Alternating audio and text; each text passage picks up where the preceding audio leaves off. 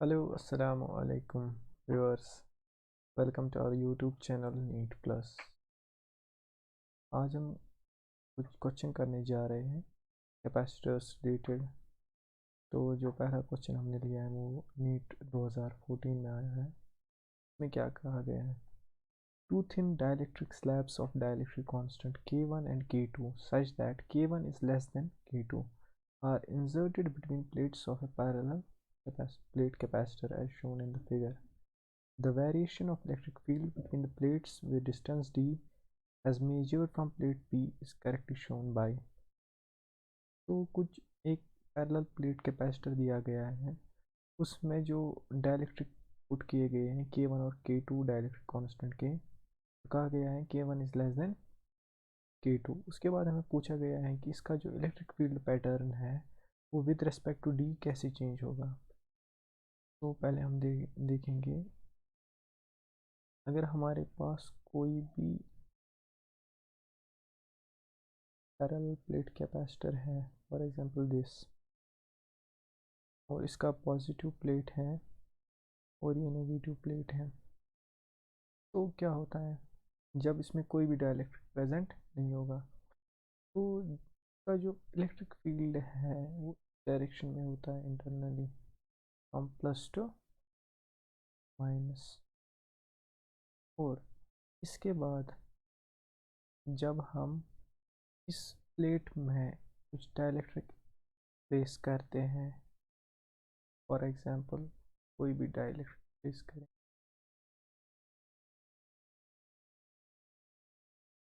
तो उसकी वजह से इस कैपेसिटर में क्या चेंज आएगा इसके इलेक्ट्रिक फील्ड में।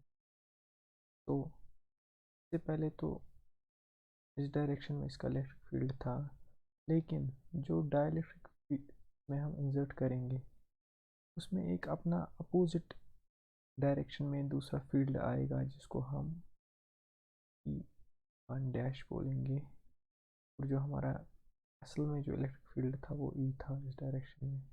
तो हमारा जो ओवरऑल इलेक्ट्रिक फील्ड होगा E1 रखेंगे, वो E1 माइनस E1 डैश के बराबर होता है।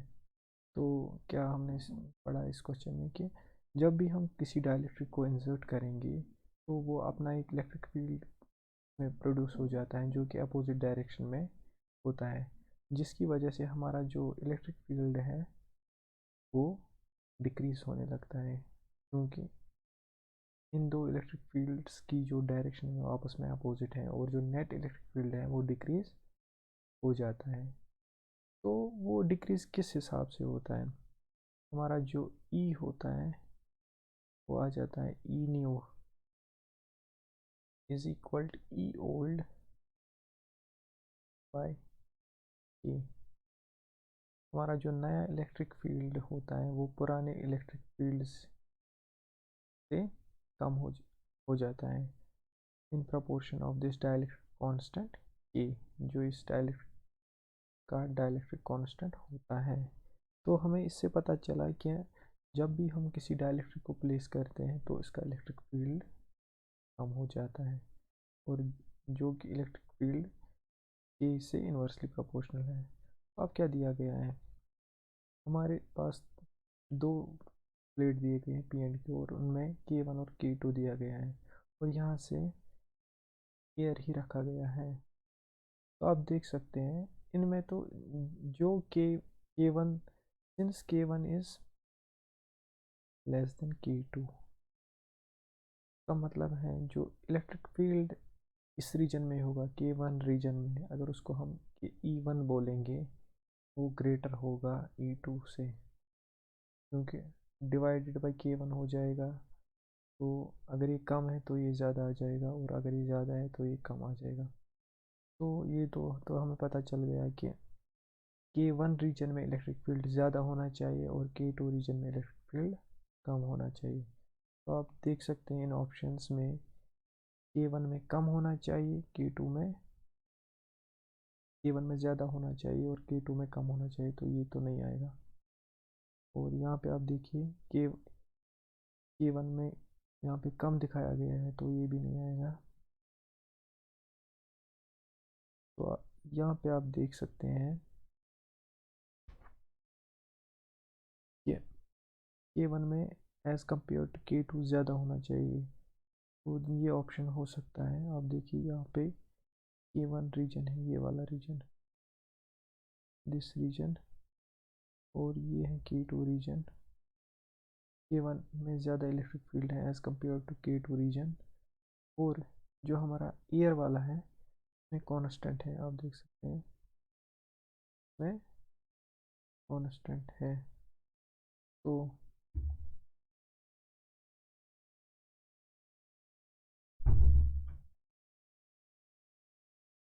जो हमारा का आंसर है वो यही आंसर सी है, बिकॉज आप देख सकते हैं E1 K1 रीजन में E1 ज़्यादा होना चाहिए, ई लेवल इस वाले से ऊपर है, और K2 रीजन में E2 E1 से कम होना चाहिए और इसकी लेवल से कम है।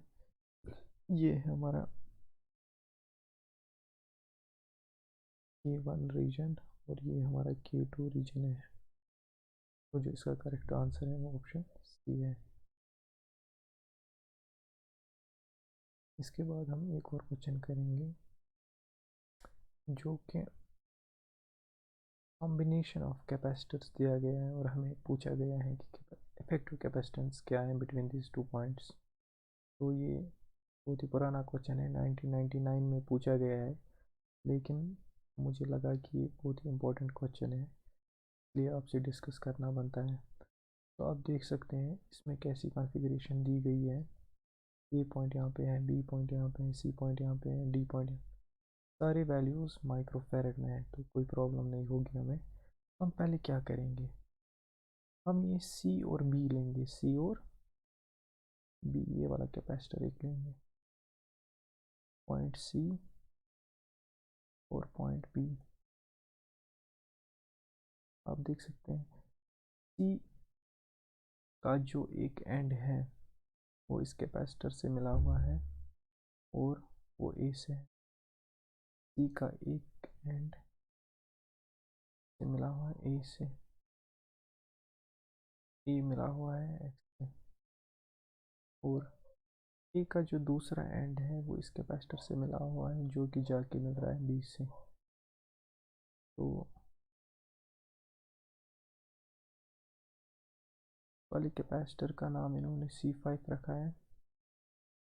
सी का जो एंड है वो ए से मिल रहा है तो ये C3 वाला कैपेसिटर है। फिर ए का एंड कैपेसिटर C1 से मिला हुआ है जो कि बी से मिला हुआ है, तो ये कैपेसिटर C1 है। अब यहाँ से ये दो कैपेसिटर रह रहे हैं, एक बी एंड से एक कैपेसिटर मिला हुआ है जो कि वाई एंड से लगा है, तो बी से एक कैपेसिटर मिला हुआ है जो कि वाई एंड से मिला हुआ है, इसको डी बी इन्होंने नाम रखा है। उसके बाद वाई एंड से एक कैपेसिटर मिला हुआ है बी, वाई एंड से एक कैपेसिटर मिला हुआ है सी से, तो इस वाले का पहले हम नाम रखें C2, और इसके बाद वाई वाला एक मिला हुआ है सी के साथ, तो देख सकते हैं वाई वाला सी के साथ इसका नाम रखा है C4, C1 C2 C3 C4 and C5। तो इसका वैल्यू है 6 माइक्रोफैरड, का भी 6, का भी रखा है 6 माइक्रोफैरड एंड इसका भी 6, और जो C5 है उसका रखा है 20 माइक्रोफैरड। तो हमें इस ओवरऑल कॉम्बिनेशन का जो ओवरऑल ये निकालना है इफेक्टिव कैपेसिटेंस।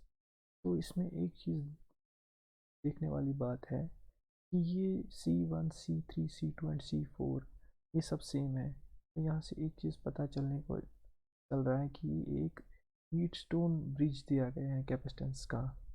तो आप देख सकते हैं C1/C3 is equal to C2/C4। तो ये बैलेंस्ड ब्रिज है, हमारा बैलेंस्ड ब्रिज है,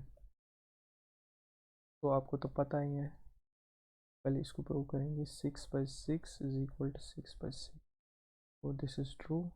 और जब भी हमारे पास कोई बैलेंस्ड ब्रिज दिया होता है तो जो ये बीच वाला हिस्सा होता है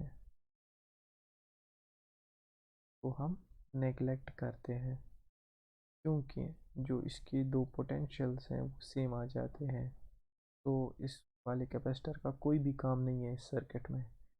तो what will be the overall, overall तो हमें ऐसे दिया गया है,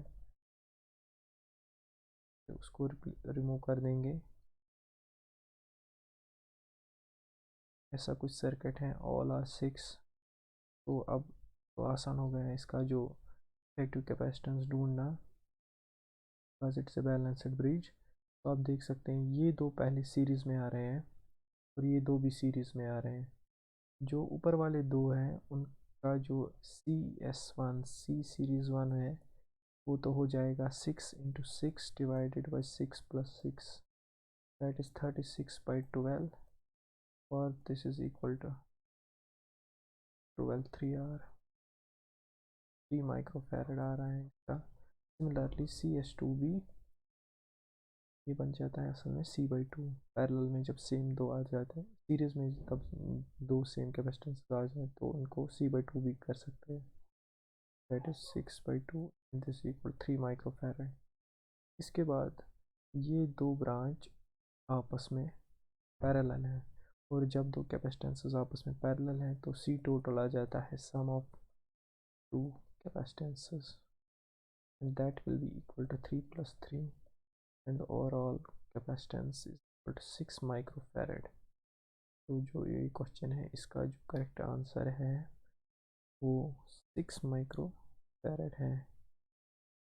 तो इस क्वेश्चन को हमने कैसे किया, इसमें खाली पहले हमें कॉन्फ़िगरेशन को थोड़ा बहुत आराम से लिखना है, एक समझने वाली फिगर में बनाना है, और फिर ये रियलाइज़ करना है कि जो कैपेसिटेंसेस दिए गए हैं वो एक बैलेंस्ड ब्रिज में दिए गए हैं। तो ये जो वाला ब्रिज वाला कैपेसिटेंस ये कैंसिल हो जाएगा, और बाकी तो आपस में पहले सीरीज आ जाएंगे, दो के बाद वो आपस में पैरेलल आ जाएंगे। इसके बाद जो next question, energy stored in a capacitor, ये बहुत अच्छा क्वेश्चन है और ये आया है 2019 में।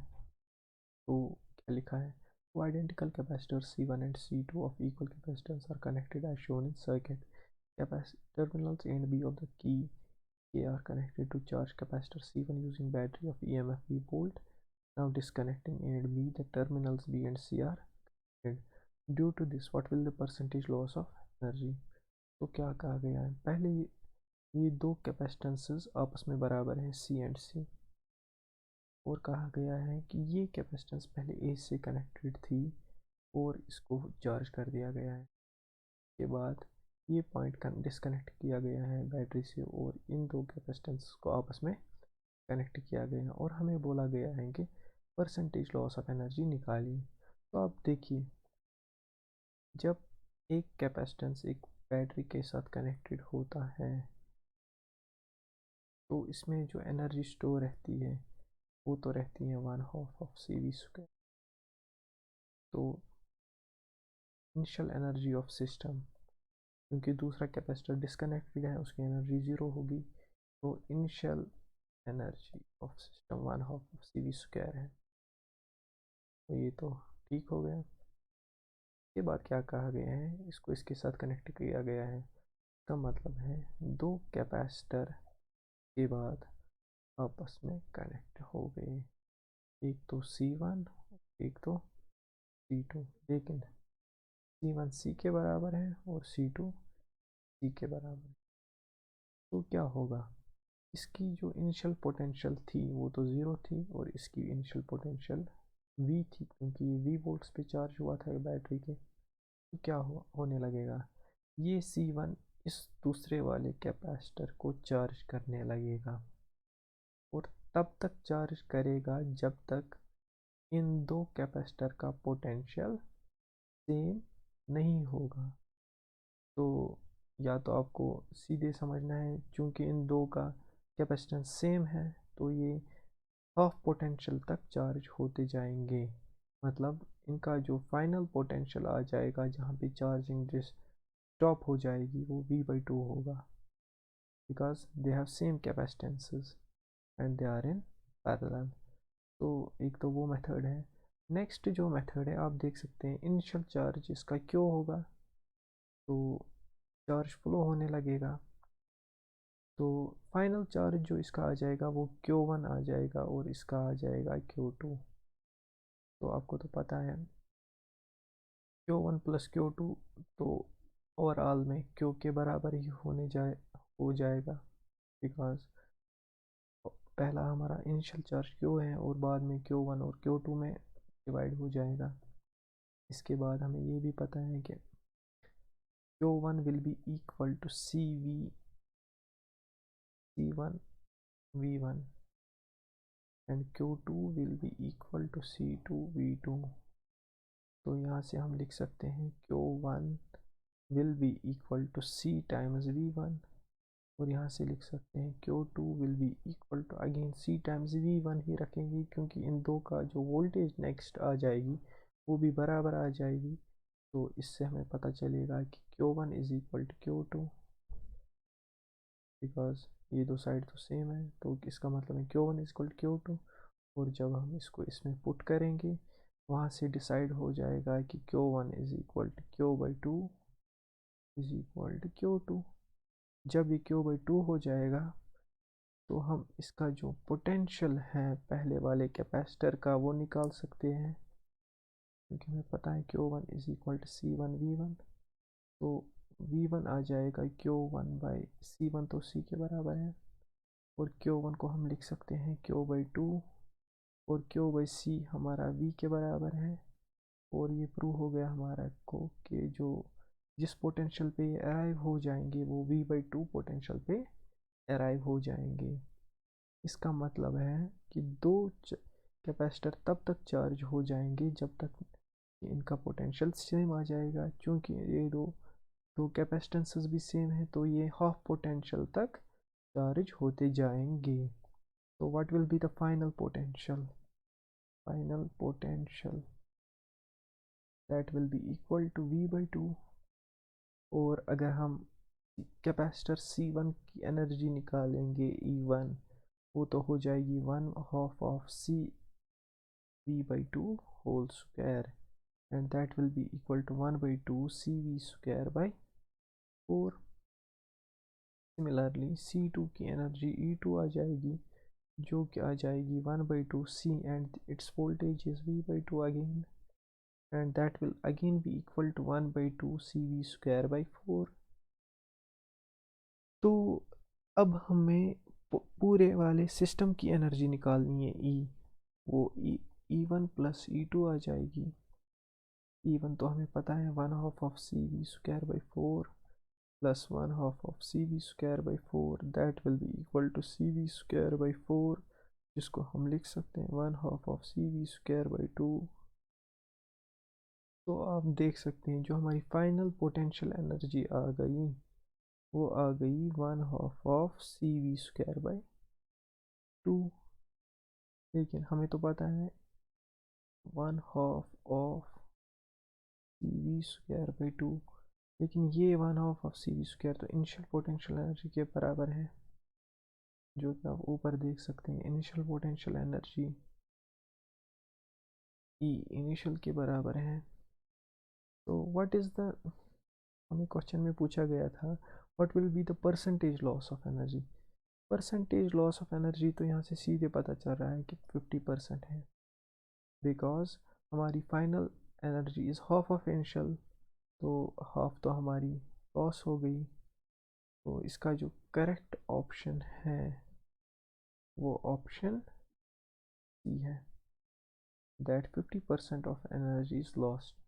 तो इस क्वेश्चन में हमने क्या सीखा कि हमने पहले एक कैपेसिटर को चार्ज किया कुछ वोल्टेज पे V पे और उसकी इनिशियल एनर्जी हमने ढूंढी। उसके बाद हमने कहा कि इसी कैपेसिटर को दूसरे कैपेसिटर से आइडेंटिकल कैपेसिटर से कनेक्ट कर देंगे तो वो दूसरे कैपेसिटर को चार्ज करना स्टार्ट करेगा। वो तब तक उसे चार्ज करता जाएगा जब तक कि इन दो का पोटेंशियल सेम नहीं आएगा।